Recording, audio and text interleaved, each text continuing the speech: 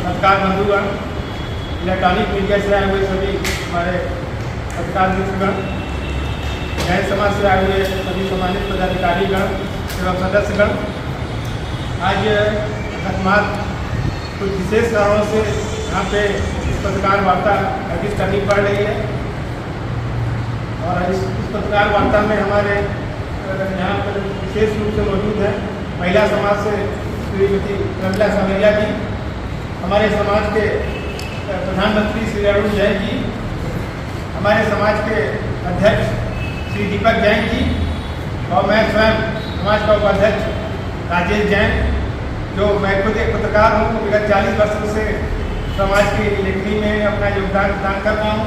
हमारे समाज के समाज मंत्री श्री तरुण जैन जी, हमारे समाज के उपाध्यक्ष श्री विनोद जैन जी, समाज के हमारे वरिष्ठ सदस्य श्री सुनील जैन जी, ये लोग पूर्व मंत्री भी रह चुके हैं आप, और यहाँ के मंत्री श्री सौरभ जी, पूर्व मंत्री श्री सौरभ जी, वीरेंद्र कुमार जी जैन और संजय कुमार जी गर्ग, मंत्री जो यहाँ के हैं, सभी लोग यहाँ उपस्थित हैं। हम एक बार पुनः आप सभी का स्वागत करते हैं। उपाध्यक्ष श्री दिगंबर जैन समाज का। आज का प्रेस वार्ता सर किस लिए आपने? आज की प्रेस वार्ता विशेष रूप से यहाँ पे आकस्मिक रूप से बुलाई गई है, इसलिए कि यहाँ पे जहाँ हम लोग अभी बैठे हुए हैं, ये यहाँ पे भगवान जैन धर्म का 3 मंदिर स्थापित है और काफ़ी प्राचीन जगह है ये। यहाँ पर कुछ असामाजिक तत्वों द्वारा यहाँ पे कब्जा कर लिया गया था और गलत कृत्य किए जाते थे। विगत कुछ दिन पूर्व यहाँ पे 2 गुटों में आपसी झगड़े हुए थे। समाज द्वारा विगत 40 वर्षों से प्रयासरत थे कि ये जो कब्जा है यहाँ पे असंवैधानिक कार्य हो रहे हैं, इसको किसी तरीके से खाली कराया जाए। सन 1990 में गृह मंत्री द्वारा, शिक्षा मंत्री द्वारा यहाँ पे ऑर्डर करने के बावजूद भी ये कार्य नहीं हो पाया था। कई बार थाने में तहरीर दी गई थी।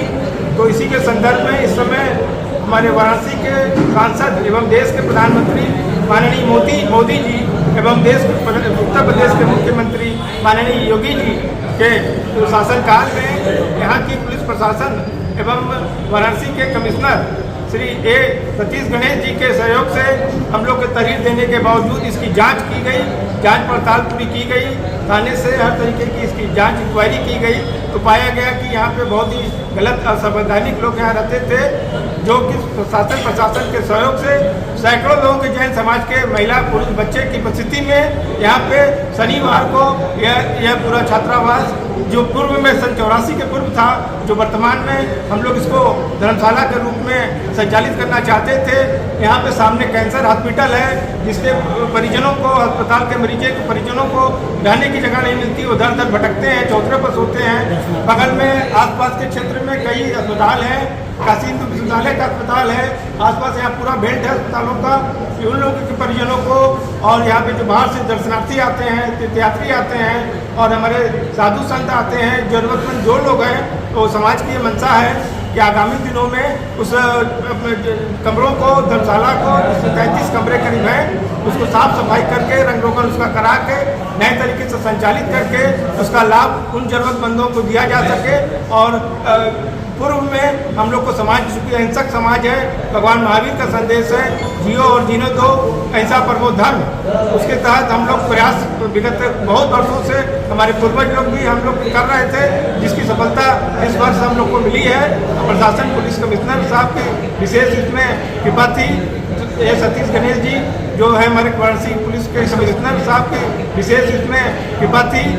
ए सतीश गणेश जी जो है हमारे वाराणसी पुलिस के कमिश्नर, उन्होंने उसकी जांच करा करके हम लोग के पक्ष में उन्होंने जो उचित फैसला लिया है, उचित जांच करवाई है, उसके लिए पूरे जैन समाज की तरफ से पुलिस प्रशासन का, उत्तर प्रदेश सरकार का, अपने माननीय प्रधानमंत्री जी का और पूरे शासन प्रशासन का हम लोग बहुत पूरे समाज की तरफ से महिला पुरुष बच्चे सभी लोग को बहुत बहुत धन्यवाद करते हैं। और बहुत ही खुशी समाज में इस समय सभी के मन में बहुत हर्षित है, बहुत खुश है सारे समाज के लोग। एक अच्छा कार्य आगे भविष्य में हम लोग कर सकेंगे।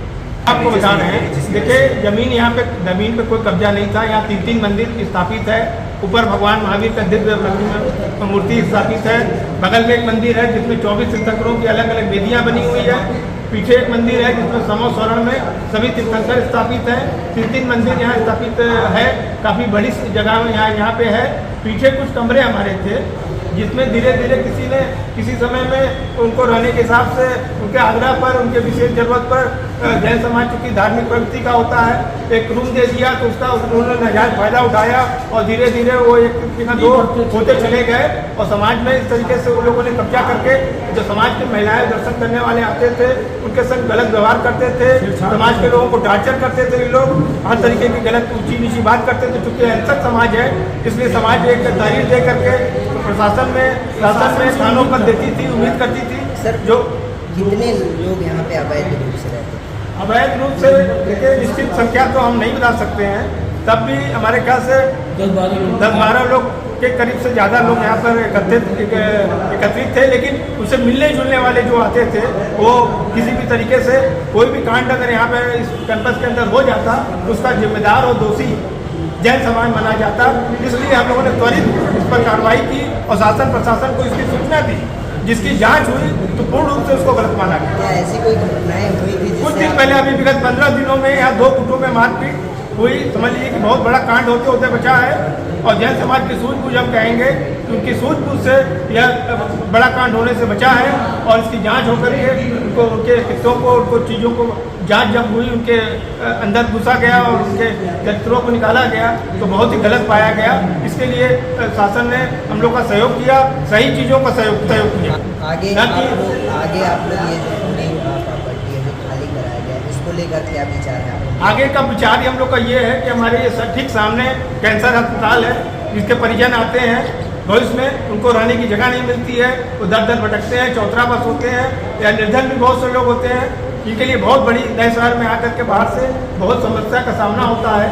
आसपास बीएचयू के क्षेत्र के में बहुत से अस्पताल हैं जिसमें निर्धन लोग भी आते हैं, जरूरतमंद लोग भी आते हैं, बाहर से बहुत से दर्शनार्थी भी आते हैं, हमारे जैन साधु संत भी आते हैं। जो भी जरूरतमंद होंगे उसको हम लोग रन होकर करा करके आप लोग किसी चयनित प्रक्रिया जो एक होता है कि अलॉटमेंट करता है नहीं, कोई अलॉटमेंट यहाँ किसी को नहीं किया जाता, न किया गया। फिर आप किसी को देते हैं तो वो फिर वो भैया आधार कार्ड लेकर के संवैधानिक नियम जो है 3 दिन का समय वो मांसाहारी ना हो।